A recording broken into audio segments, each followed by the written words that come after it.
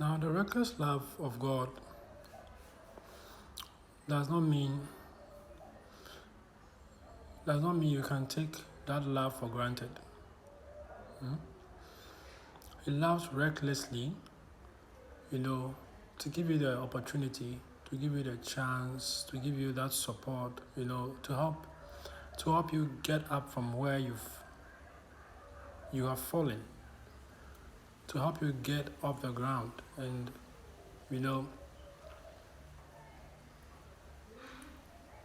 is to allow you to move away and to move away from the place you have fallen, and then to what the most important thing is what putting effort and letting him know that you are serious about getting close to him. You are serious about turning away from whatever situation, whatever condition, what sort of addiction you are in. You can't take that love for granted. You can't take that love for granted. And this is it. It's like this, If Jesus was your relative, would you ever want him to go back to the cross? If Jesus was your relative, would you ever want him to go back to the cross? See, every time we fail to be able to move forward, that is it. Every time we fall back into that problem, every time you fall back into the sin cycles, that is what it is. Is you asking him to go through all that pain he went through all over again. That's why on this channel I tell you that one of the most important things believers have to do, if they truly want to be free, if they truly want to be set free, if they truly want to make progress, if they truly want to move away from whatever they were part of yesterday, if they truly want to make positive strides forward, is about first of all accepting him and receiving him in the depth of your heart. If you receive him in the depth of your heart, some of the things you went through, you also know how it feels. And because you don't want him to go back, you don't want him to go back to the cross, you don't want him to go through all the things he went through when he came here, naturally, because you have received wholeheartedly and you are coming from a place of truth, sincerity, honesty, your effort you are going to put in getting away and moving away from whatever condition you are in, for whichever reason, he came to die on the cross to what? Make a way for you. You are going to put in genuine effort. You are going to put in genuine effort. You are going to be serious about moving away from some of these things. You are going to be serious about breaking away from some of these sin cycles. You are going to put genuine positive energy. You are going to be committed. You are going to be dedicated in your effort, in your steps, in walking away from these things for which he had to come down here, descend from his glory, to go through all this humiliation, all this shame, to be crucified on the cross. If you are receiving truly in your heart, you are going to put in a lot of positive, intentional, focused energy to move away from that situation, because every time you fall back into your sin cycles, is you asking Jesus Christ to go to the cross all over again. That is what it means.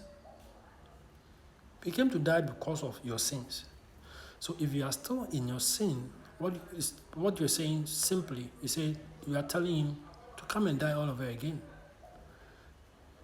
And so that's why you see a lot of believers who are in church but are still comfortable in the sins they are in. When you go deep down, you realize a lot of them have not made that confession from the depth of their heart. A lot of them have not made that confession from their heart. So they don't feel what he felt. They don't value what he went through. They don't value the pain. I mean, the crown of thorns being put on your head. They don't hold, there's no connection, there's no sympathy for what Jesus Christ went through. Because you've not made that confession from your heart. You have not decided to make them to, you have not made that decision, that choice from your heart. You just said something and you have gone back. You are living your old life, but somebody had to pay for it. Somebody had to go through a lot of pain for it. Why did he come to die? He came to die to save sinners. So what? Sinners who truly value and cherish what Jesus Christ and the pain and the struggle and all the torment he went through. If you have sympathy, you want to move away from him because you will not want him to go back to the cross all over again. So he loves recklessly. He loves recklessly, and the reason why that is there is to help you come out. It's to help you get up. It's to help you get up from the ground, And as I said, if you people will put in genuine effort, I'm telling you, a lot of people will move away from a lot of situations, addictions they find themselves in. If you put in a lot of genuine effort. How do you put genuine effort? You only put in genuine effort, when you have made a sincere decision in your heart. And this is a decision that somebody is not pressuring you to make. You have sat down and you have reviewed the situation, you have reviewed your life and realized that no, it's time for a change. Sincere. You have to be sincere about it. He loves recklessly. Not that he does not know what he's doing. Not that he does not feel pain. If you've watched some of these movies, The Passion of Christ and the rest, you know. And that is even a movie. So imagine how real it is, even you as a human being. When you hit your leg against something, how does it feel? Let alone going through all of this. And he has not even done anything. He's doing it for other people. You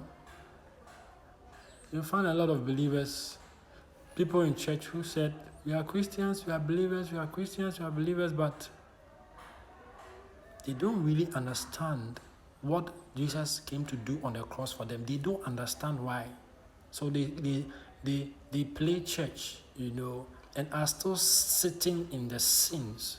They are still staying in the sins that require him to die all over again. They are still sitting in the sins they are supposed to move away from. Because if they were asked to go to the cross, they can't go to the cross. They will not survive. And a lot of that is because people have not have not decided in their heart to walk away from sin. People have not decided in their heart to walk away from certain things. There is nothing you want to walk out of. There's no condition you find yourself in. That true, you make a decision in your heart, genuinely in your heart. I'm telling you, you can never stay in that place. It's not true. You see any person in some kind of addiction, if they can come to a place of solitude, if they will review their life and tell themselves, I want to move away from this. I want to turn away from this. I want to change away from this condition, this thing that has kept me bound. I want to turn away. I want to move away from this. You will make that decision in your heart. Nothing will stop you on this planet. I'm telling you. So that's why anybody who is awakened operates more from their heart. The heart is very powerful. A lot of people don't know about it. People think everything is in your head. No. When you make something in your heart, it's very powerful. Thank you once again. This is part 1.